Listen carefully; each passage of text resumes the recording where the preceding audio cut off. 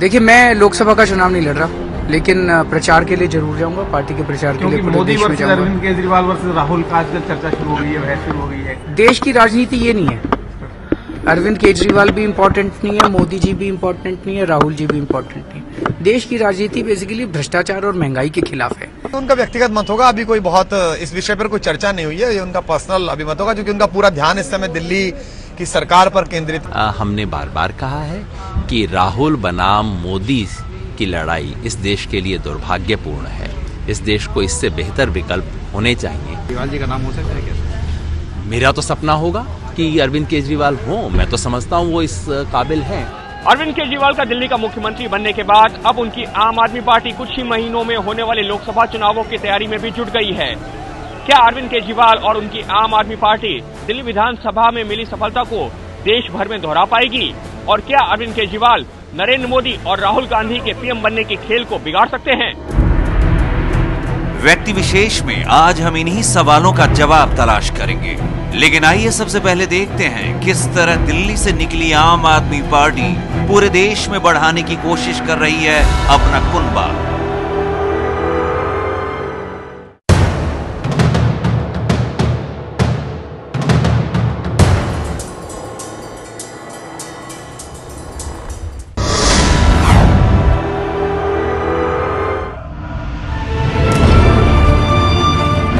दिल्ली विधानसभा चुनाव में मिली जीत के बाद अरविंद केजरीवाल ने अभी मुख्यमंत्री पद की शपथ भी नहीं ली थी कि आम आदमी पार्टी ने लोकसभा चुनाव की तैयारी का बिगुल हरियाणा में फूंक दिया।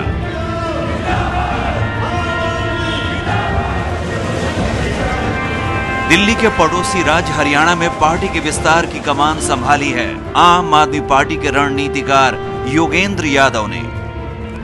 समूचे हरियाणा में आपका जिला सम्मेलन हो रहा है, जहां सदस्यों को पार्टी से जोड़ने का काम जोर शोर से चलाया जा रहा है।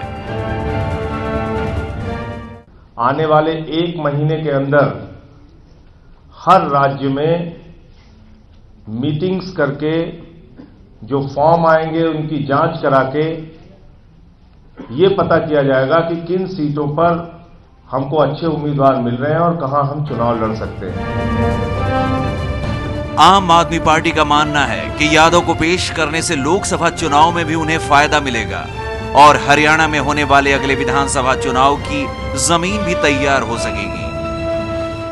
अलग अलग जिम्मेवारी बांटी जाएगी, राज्यवार लोगों को जिम्मेदारी दी जाएगी और रैलियों सभाओं की जिम्मेदारी दी जाएगी कि कहां कैसे जनसभाएं हों, किन किन राज्यों में किस तरह से। आम आदमी पार्टी का एक अहम चेहरा है कुमार विश्वास। दिल्ली की जीत के तुरंत बाद कुमार विश्वास राहुल और मोदी के खिलाफ ताल ठोककर खड़े हो गए हैं। कुमार विश्वास ने ऐलान किया कि वो राहुल गांधी के चुनाव क्षेत्र अमेठी से गांधी परिवार के वंशवाद के खिलाफ चुनावी युद्ध लड़ेंगे। विश्वास ने चुनाव लड़ने का ऐलान किया और अमेठी में आम आदमी पार्टी के कार्यकर्ताओं ने झाड़ू चलाओ अभियान शुरू कर दिया। अगर उन्होंने सीट बदलने की कोशिश की, जैसे कि सूचना आ रही है, तो जहां से वो लड़ेंगे मैं वहां से जाकर लड़ूंगा। वो अमेठी से सांसद हैं और मुझे पूरा विश्वास है कि अमेठी से ही चुनाव लड़ेंगे। कौन सीट बदलता है कौन नहीं बदलता ये तो बात की बात है। इसमें कोई भी अभी ऐसी कोई न मैंने कुछ सुना है न कोई योजना। मैंने कहा जिसको लड़ना हो अमेठी से स्वतंत्र है लड़ने के लिए, कोई दिक्कत थोड़ी है। आम आदमी पार्टी पूरे देश में अपना पैर फैलाने की कोशिश कर रही है और उसकी ये चंद बानगियां है। कहा जा रहा है कि पार्टी ने देश भर की 300 लोकसभा सीटों पर चुनाव लड़ने का फैसला किया है। पार्टी का दावा है कि देश भर के 300 जिलों में उसका संगठन तैयार है। वहीं हरियाणा में भारतीय किसान यूनियन के रूप में पार्टी को नया साथी मिल सकता है। इसके अलावा कई नए चेहरे और कई बड़ी हस्तियों का पार्टी से जुड़ने का दौर लगातार जारी है। कैंडिडेट के नाम 15 फरवरी या ज्यादा से ज्यादा फरवरी के अंत तक आपके सामने आ जाए। लोकसभा चुनाव में अभी थोड़ा वक्त है, उतने दिन में पॉसिबली ये लोग कुछ न कुछ खड़ा कर लेंगे, जिसको अल्टरनेट तो नहीं कर सकते, लेकिन एक ढांचा खड़ा हो जाएगा। एक ढांचा पहले से भी इन्होंने बना के रखा है, करीब 300 जिलों में इनके लोग हैं और जो छोटी बैठकें हुई हैं मेरे हिसाब से 200 मेंबरी पे कम से कम हुई है। तो अगर एक ब्लॉक में 200 मेंबर हैं तो पार्टी एकदम जीरो नहीं है। यह है जानी मानी सॉफ्टवेयर कंपनी इन्फोसिस के पूर्व सीएफओ वी बालकृष्णन। इन्फोसिस से बालकृष्णन 1991 से ही जुड़े थे। आम आदमी पार्टी के स्वराज के नारे से इस कदर प्रभावित हुए कि पार्टी में ही शामिल होने का फैसला ले लिया। माना जा रहा है कि बालकृष्णन कर्नाटक से आम आदमी पार्टी के टिकट पर चुनाव लड़ सकते हैं। आम आदमी पार्टी से कर्नाटक से ही एक और बड़ा नाम जुड़ा है, सस्ती एयरलाइंस लाने के अगुवा रहे कैप्टन GR गोपीनाथ का। Captain Gopinath air Deccan, Deccan charters और डेक्कन 360 जैसी कंपनियों के फाउंडर रहे हैं। महाराष्ट्र में आम आदमी पार्टी से एक और खूब पढ़ा लिखा नया चेहरा जुड़ा, मीरा सान्याल का। कहा जा रहा है कि रॉयल बैंक ऑफ स्कॉटलैंड की पूर्व प्रमुख मीरा सान्याल पॉश दक्षिणी मुंबई से आम आदमी पार्टी का उम्मीदवार बन सकती हैं। तो इस तरह के लोग भी आ रहे हैं। तो मुझे लगता है कि ये अभी जो फिनोमेना है, इसको अखिल भारतीय स्तर पर इतनी सक्सेस को रिपीट करना इतनी जल्दी बहुत ये कुछ ज्यादा अतिशयोक्तिपूर्ण है अभी सोचना ऐसा। पार्टी के करीब आने वालों में पूर्व कांग्रेसी अलका लांबा और समाजवादी पार्टी के पूर्व राष्ट्रीय सचिव कमाल फारूकी भी हैं। आम आदमी पार्टी से इन नए चेहरों के जुड़ने का सिलसिला शुरू हुआ पार्टी के एक बड़े चेहरे प्रशांत भूषण के दक्षिण और पश्चिम के राज्यों की यात्रा के तुरंत बाद। प्रशांत भूषण ने न सिर्फ केरल में अपनी पार्टी के लिए जमीन तलाश की, बल्कि लगे हाथ केरल में लोकसभा चुनाव के एजेंडे का खुलासा भी कर दिया। We have units in 12 districts. They will decide what are the local issues which need to be taken up in Kerala. आम आदमी पार्टी ने नरेंद्र मोदी के गढ़ गुजरात में भी पार्टी की तैयारी शुरू कर दी। गुजरात के बड़े शहरों में आपका सदस्यता अभियान जोरों पर है। गुजरात में आपको तब एक बड़ी कामयाबी मिली जब बीजेपी के पूर्व विधायक कन्हूभाई के रूप में उन्हें एक जाना पहचाना चेहरा मिला। केजरीवाल जी मुख्यमंत्री बनने के बाद इस देश में 110 से 120 लोकसभा क्षेत्र में आम आदमी पार्टी उम्मीदवार खड़ी करेगी। ये कांग्रेस विरोधी वोट जो भारतीय जनता पार्टी को ना मिले और ये वोट आम आदमी पार्टी को मिले, वोटों का डिवीजन हो जाए, कोई भी जीता तो चलेगा, पर भारतीय जनता पार्टी के वोटों में बिखराव करके हम किस प्रकार से राजनीति कर सकते हैं, यही नीति कांग्रेस पार्टी ने बनाई है। आम आदमी पार्टी की नजर जातिवादी राजनीति से घिरे बिहार पर भी है। पार्टी ने बिहार में अपना सदस्यता अभियान तेज कर दिया है। जिला मुख्यालयों में लोग पार्टी की सदस्यता हासिल कर रहे हैं। They are entitled to have national ambitions, but people will judge them not by the promises they make, but how they perform in Delhi in the next 4 months. पूरे देश में करीब 93 शहरी और 122 अर्ध शहरी चुनाव क्षेत्र हैं। इनमें 131 सीटें ऐसी हैं जहां कांग्रेस और बीजेपी के बीच सीधा मुकाबला होता रहा है। ऐसा माना जाता है कि मोदी की शहरी इलाकों पर अच्छी पकड़ है। कांग्रेस की हालत पहले से पतली है। ऐसे में शहरी इलाकों में जानी पहचानी आम आदमी पार्टी कांग्रेस के बजाय मोदी की जीत की संभावनाओं पर पानी फेर सकती है। तो सवाल उठता है कि क्या आम आदमी पार्टी अपनी दिल्ली की कामयाबी पूरे देश में दोहरा पाएगी?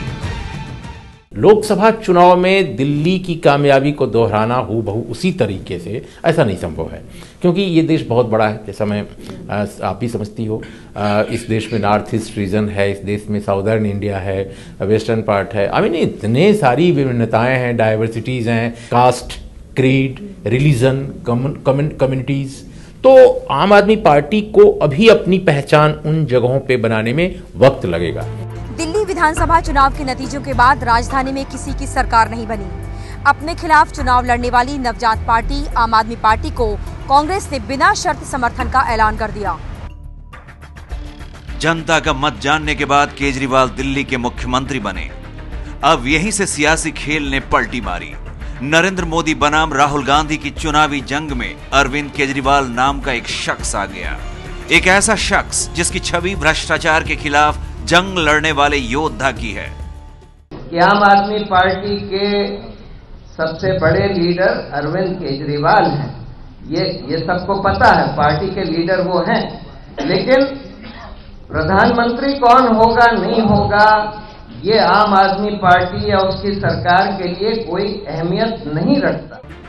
इस आम आदमी के जंग में आने से बीजेपी का अंकगणित गड़बड़ाने की बात शुरू हो गई है। इस तरह की आशंकाएं जताई जाने लगी कि आम आदमी पार्टी मोदी का खेल खराब कर सकती है। इससे मोदी को फायदा होगा या नुकसान होगा, इससे राहुल गांधी को फायदा होगा नुकसान होगा, ये हमारा विषय है ही नहीं है। हमारा विषय ये है कि देश में भी जिस प्रकार दिल्ली में हमने मुद्दों पे चुनाव लड़ा, बिजली, पानी, चिकित्सा, शिक्षा, बेरोजगारी, इन सवालों पे हमने चुनाव लड़ा, वही मुद्दा हमारा राष्ट्रीय स्तर पे भी होगा। देश के शहरी मतदाता आमतौर पर बीजेपी और नरेंद्र मोदी के वोटर माने जाते हैं और पिछले चुनाव कुछ इसी बात को साबित भी करते हैं। वहीं अरविंद केजरीवाल भी देश के शहरी मतदाताओं की पसंद बनते जा रहे हैं और दिल्ली के चुनावी नतीजे यही संकेत भी दे रहे हैं।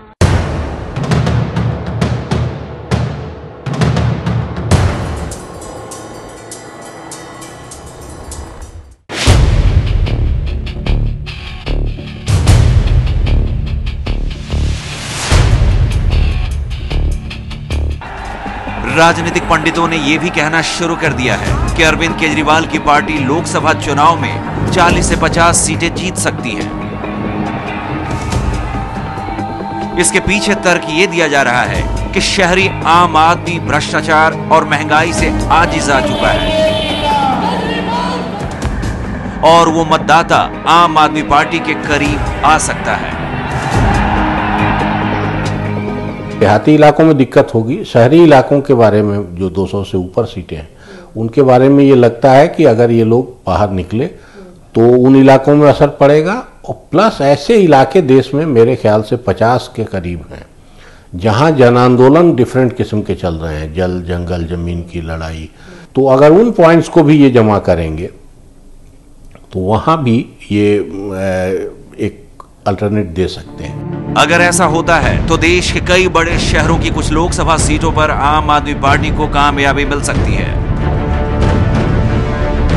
अगर शहरी मतदाताओं का वोट बीजेपी और आम आदमी पार्टी के बीच पड़ जाता है तो निश्चित रूप से मोदी के लिए मुश्किलें खड़ी हो सकती हैं। आम आदमी पार्टी भले ही 1.25 साल पहले बनी पार्टी हो, लेकिन संतुलन बिगाड़ने में कामयाब हो सकती है। खासकर ये नरेंद्र मोदी के लिए चिंता का सबब हो सकती है।